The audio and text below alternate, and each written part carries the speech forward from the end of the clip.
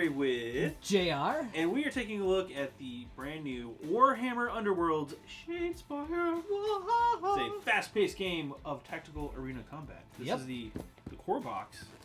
Featuring everyone's favorite Stormcast Eternal Man and a bunch of Corn psychopaths. Psycho. Yep. There's the back of the box. We still have the plastic wrap. Now, again, I personally have already gotten a couple games in, got a couple demos in. Yep, it's JR really fun. has teased me because I lost on both, but whatever. I see what it is, JR. Hey, you know, if you had won them both, I wouldn't tease you about losing them. That's fair. So that said, let's go ahead and take a look inside Shadespire. Dun dun dun.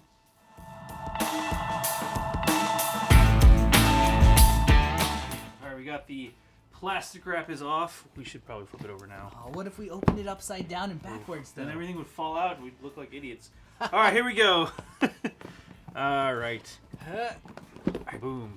By the way, that box. Let me see the box real quick. It's a cool looking box. Good. It's a cool looking box. It's got the nice gloss on there. It's a good solid quality box. So I like to call it out. It's something. Yeah, you don't get all the time. Yeah. You don't get it all the time. I don't want to mention that. These are the boards, which I'm going to go ahead and open here. Yeah, we got some tokens in there, some board tiles. We'll get to that. Oh, we do have tokens. Huh. We have a rule book, which we will go over. I'm going to move this to the side for now, and then we'll go through that. First up, we see the models. Ooh. This is something everybody's been asking about, excited about. These are the Stormcast Eternal. I'm going to move these to the side right now. And then we've got the Corn. I think these are Blood Reavers, yes. Yeah, they can be. I mean, Blood Ravagers. Blood and something probably sounds about like a Blood corn. and Skull Gatherers. All right, so here's the one. And you do notice they are colored plastic. They're blue for the Stormcast, red for the Coronate followers. They do have different base sizes that are appropriate to their base sizes in Age of Sigmar. You could definitely use these in Age of Sigmar as just rando dudes too, if you really wanted to. But that's them. We're gonna move this to the side. Also in the box, we've got custom dice. These are the custom Shadespire dice. Right.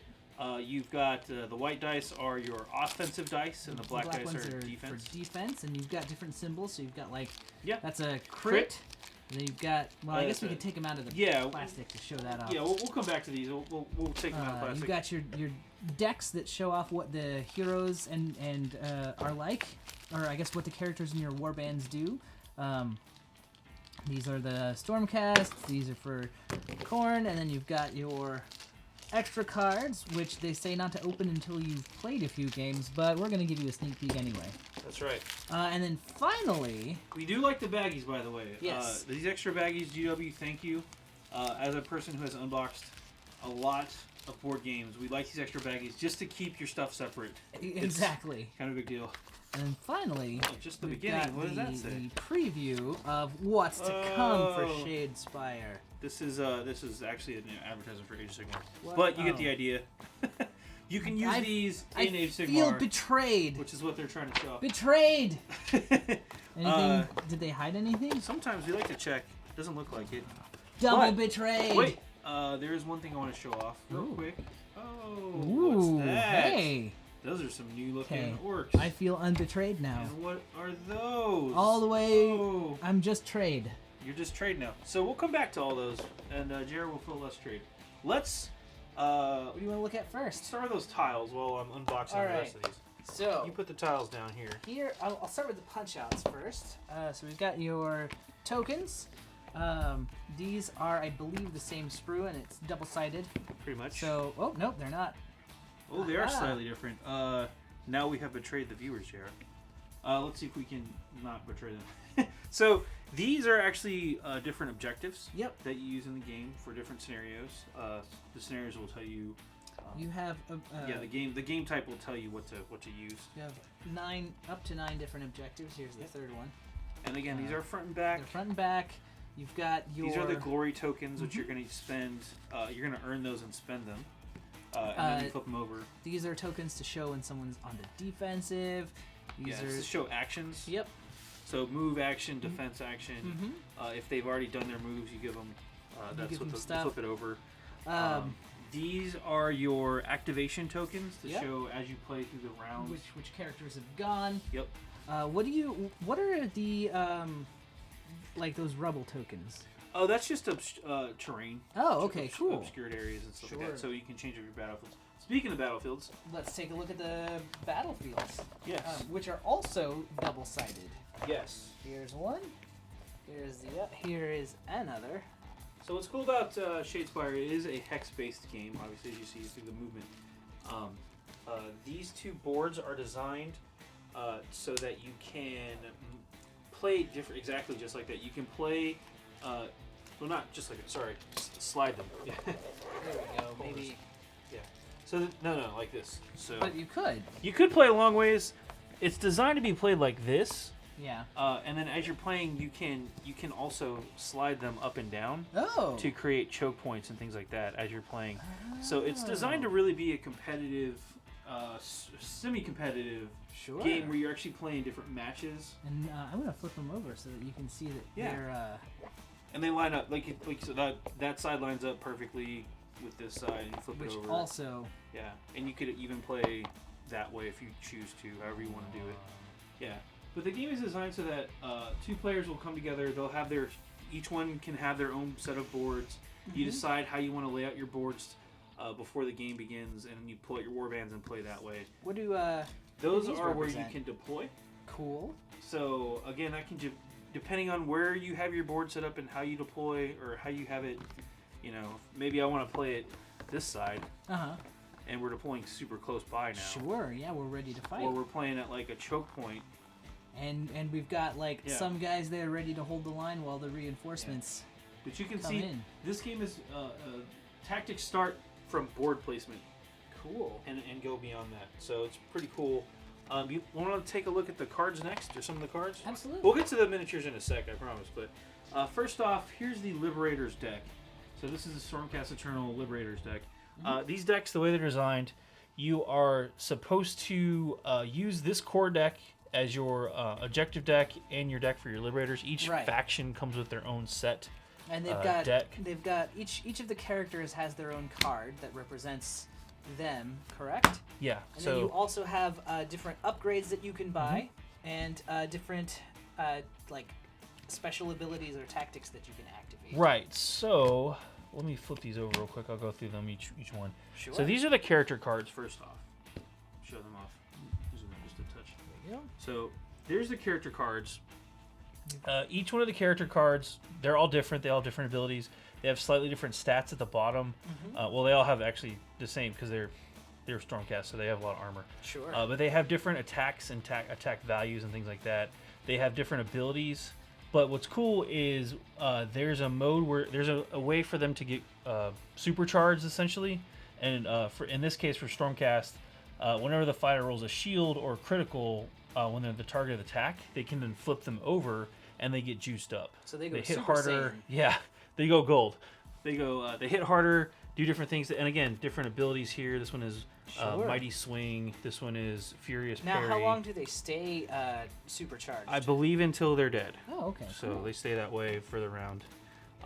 These cards Absolutely. are going to be the kind of the custom deck. These are kind of like action cards you can spend during the game that Right. will trigger at different moments, or you can spend them at different moments. So Right, and you won't always have access to all of them all at once, right? no, you draw a hand. You have a hand of cards Yeah. that you're going to be spending these cards from, playing these cards from Right. your hand to do things at certain times. For example, heroic guard. So choose a friendly fighter and put them on guard. So if you spent their turn already, you can just play a card to have them go on guard, which will benefit them for Sure. later. So that's what these decks are for. These are supposed to be used with the extra cards, which we will go to in a moment. These extra cards you can use to customize this deck in different ways. These are your objective cards. I don't know the exact what they're called, but each one you're going to draw a handful of objective cards as well. Right. Or like 3, I think, at the beginning of each round. And You each have of up to those 3. is worth some kind of glory, some amount of glory. Yes. You can see that they're a Those are 1. This variety. was 3. and you earn them by completing the conditions on the card. Like Right. this one, if you take 2 or more fighters down, then you get a glory point. Yeah, you can score that card, and when you score that card, you get the glory point. In between rounds of the game. Right. Every round, it happens super quick. But at the end of every round, you can then spend your glory points that you've accumulated to upgrade your cards. I believe they're in here.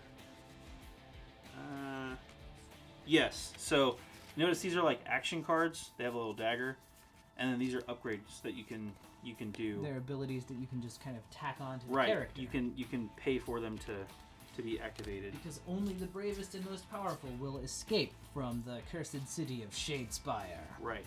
And that's how you get brave and powerful, is by killing opponents and getting the glory. Now the other cool thing is you still count as having scored those points. Right. At the end of the game, even if you have spent your glory points, you still count as having accumulated them. Exactly. So if you accumulate and spend 7 glory points by the end of the game, That's 7 glory points you've got. bingo. So that's the Liberator deck. Here are the dice real quick, just to show these off while I'm unboxing those. JR, if you Sure. want to show those off. So, as we mentioned, the black dice are for defense, the white dice are for offense. You've got your normal hit. You've got this symbol, which means that if you have a friendly fighter nearby in combat, it also counts as a hit because it's an assist. If the target model, so this is attack. If you have, say like this black die is an enemy, and I have one guy here. If I have a friendly model adjacent to the target, Then you can hit. count any assists you roll as the hit. Now, if you have one here, then they cancel out, and then you don't get Sure. the assist. But you also have the that's a crit. a crit, and then you have the cross swords, which are rarer and usually are used by the forces of Khorne, who are not as accurate but are much stronger. Yeah. So there's more hammers than cross swords. But there's more assists than, like, that's a 3-person attack basically. Sure. And then that's a 2-person. So, but yeah, crits are neat because if you get a crit, then you automatically succeed unless your opponent also rolls a crit to cancel those out. And similarly on the black dice, you've got a shield, which will defend things. You have dodge, right?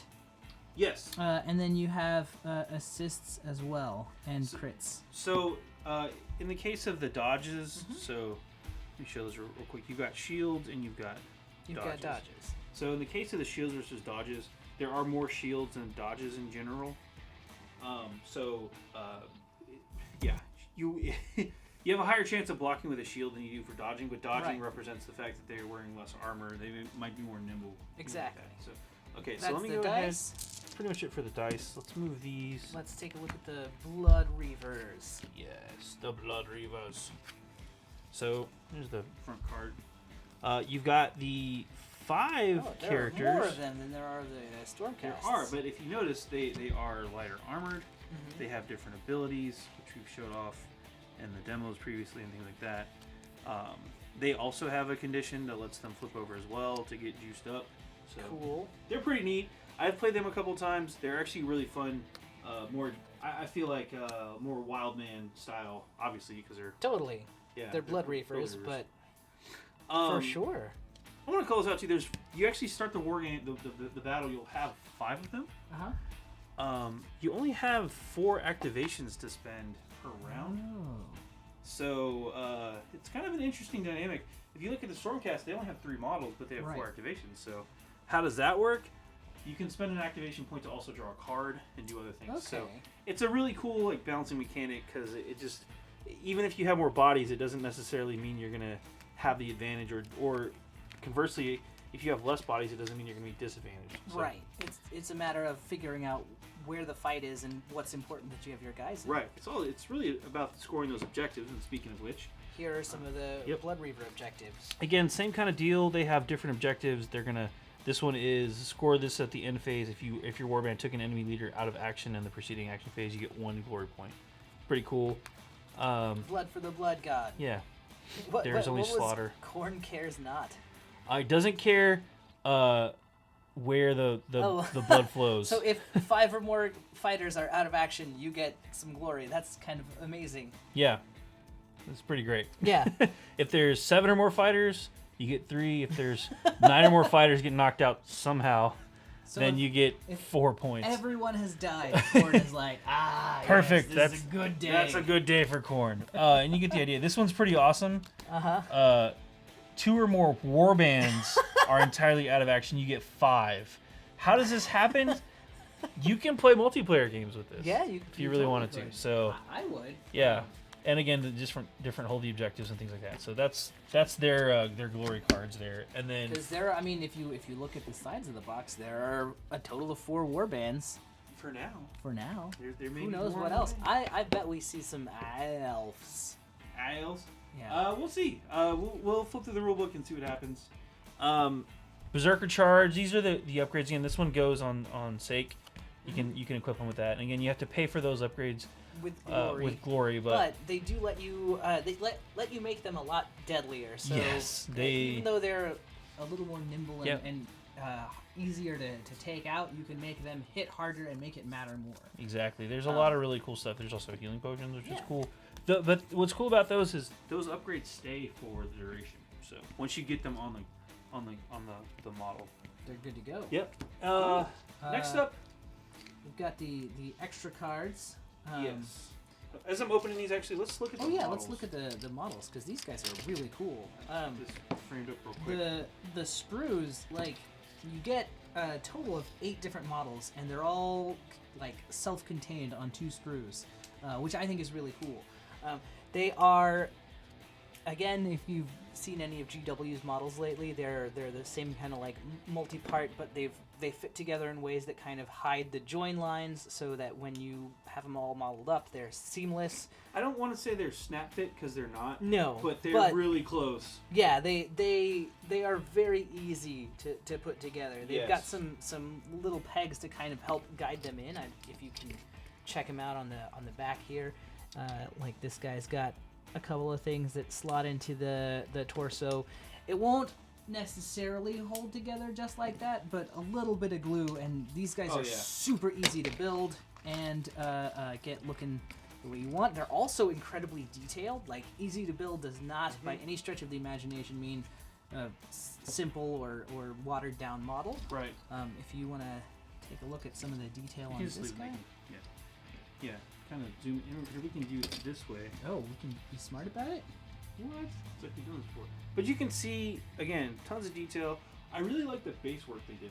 Absolutely. I love the detail bases. Again, you may not want a whole army of these because the bases will repeat and you can't, whatever. But as far as being for a skirmish style board game, it's great because you only need the 3 models for this warband, and they look awesome.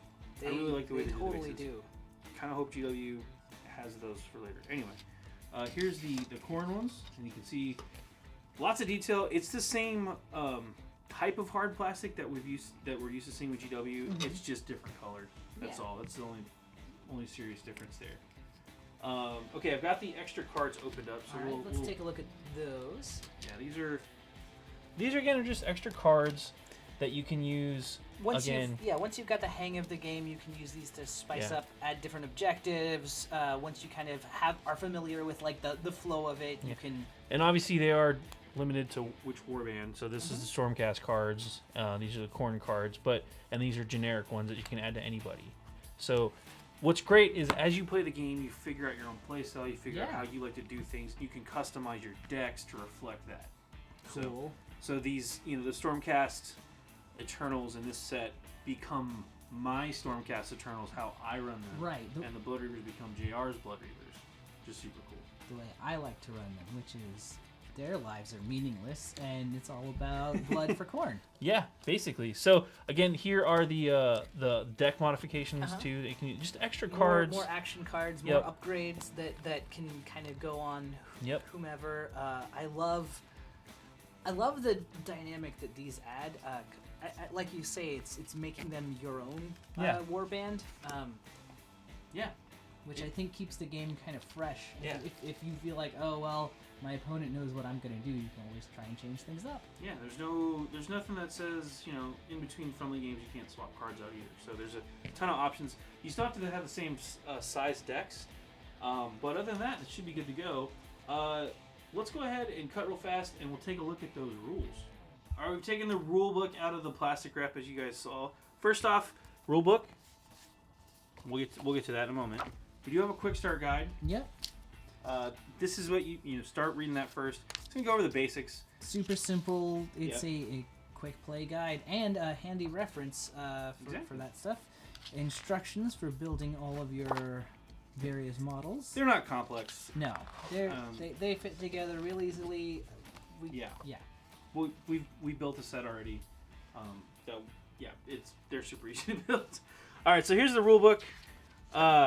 We're just gonna flip through this pretty quickly. You get the background. Talks a little bit about Shadespire and how it's cursed and full of undead, and it's like the realm of Nagash. Yep. We got some of the warriors of Shadespire. Cool. Different factions and stuff like that. Make sure I'm framed up.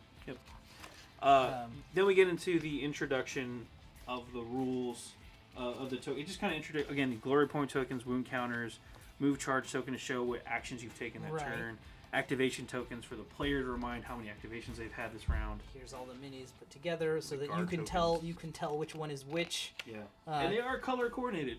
Yeah. Because we've seen that already. Core rules. Just a real quick rundown of how to play the game. Here's this talks about how the game is meant to kind of be played in 3 rounds. Mm-hmm. So basically, each round is like a game, right? So yeah, basically each round is going to have the 4 activations. Mm-hmm. So in total, a game is 3 rounds. Mm-hmm. So you're only going to have 12 activations for the entire game. Right. And then in between each round, you can get new cards, exchange cards, claim victory, claim glory, and stuff like that. Not claim victory, but claim glory points. Which will make sure you claim victory. Yes. This shows you how to set up the board, and you can see that this is a no man's zone. Mm-hmm. Then you've got edge hexes all around. It kind of breaks it down. Again, it's designed so that you can play offset if you really wanted to. That just makes the game more difficult or easier depending on your play style, if your opponent agrees to do that. So it's just going to talk about the core rule mechanics. This is, again, we've seen the quick play guide. This is just more in depth of that. Exactly. It takes you through moving, how hacking, works. all that jazz. And then it's got different ways to lay out the board and how to incorporate more than just 2 players. Yeah, and actually, let me back up. There's a alternative. This is what I was talking about. This is the alternative rules for how you want to build your boards out. You can do that. You can slide them. You can be offset. You can have multiple boards. You can get crazy with it. For each army or each player that plays, you should bring a board. Cool. So if you go to game night and you need to just bring the basics, bring your tokens, bring your objectives, bring your warband, obviously, bring your dice, and bring a board. Cool. And hopefully somebody else will have a board, and you two can play a game. Cool. But if there's 3 of you, you can do some crazy setups because you just need you just tack on an extra board. Hey, 3 players, cool. Let's play like this. And because of the way the boards are set up, action's gonna be quick. Right. And they all kind of fit together so well so that like you're never waiting to get to the fight. You're just like, all right. You're already like if you're playing player 3 here, it's not like, oh, I have to take objective 2. Objective 2 could be on any one of those boards. Absolutely. It might be on your board, in which case, great, you run over there, easy objective point. It might be on one of your opponent's boards. You might get an objective the next round that's on the other opponent's board. Exactly. So like, it's really cool the way they did the board stuff. Cool. And then, of course, the supporting fighters thing. This talks about what we were talking about earlier about who's supporting what, who cancels what. There's diagrams all throughout the rulebook to explain stuff. That is sort of one of the more complex interactions in this game, but even that one's pretty simple. Like it's fast paced. Yeah, there's a quick reference too if you want game reference, combat sequence. It's really not that complicated of a game. It's not and once you get the hang of it, you'll be playing these games in like 45 minutes tops. Like if that. It's a ton of fun. It feels good to both play and everyone gets stuff. Even if you don't claim objectives, you still get glory just for playing, I do believe. Yeah, you can score. That's what's cool about this game. There's different ways to win, and at the end of 3 rounds, you're basically trying to see who's got the most glory points versus, I might have scored 4 of the glory cards, but only scored 4 points, whereas JR does that one really cool thing and scores 5 points and he wins. And I steal the game at the end. Yeah. upgrading your guys is a ton of fun. Yeah. That's probably my favorite part. Is just kind of figuring out like how you can customize them. I think that's a really cool thing that happens during the game too. Is Yeah. like, hey, as the game progresses, if I draw one of those cards, I might say, hey, I'm going to hang on to that card and I'm going to try to get enough glory to spend it on this guy's upgrade. Or I may say, I don't think that's going to be very useful this game, and just I can ditch that card and draw up to my max hands later on. Which Absolutely. But yeah, Shadespire. It's a really cool game. I'm pretty excited about it. I'm pushing. I think JR's got my back on this. We want to do a kind of a BoLS League here. We maybe absolutely on the Twitch do. channel or something. We could get something like that going on. Everyone could have their own war band. That's what I'm talking about, man. That's Yeah. the dream. You're on my side with this, right? We can do this? We could definitely make this happen. I'm pumped. Well, So that's Shadespire, guys. Thanks for watching. I'm JR. I'm AdamHarry. We're both from BoLS, and you guys have a great one.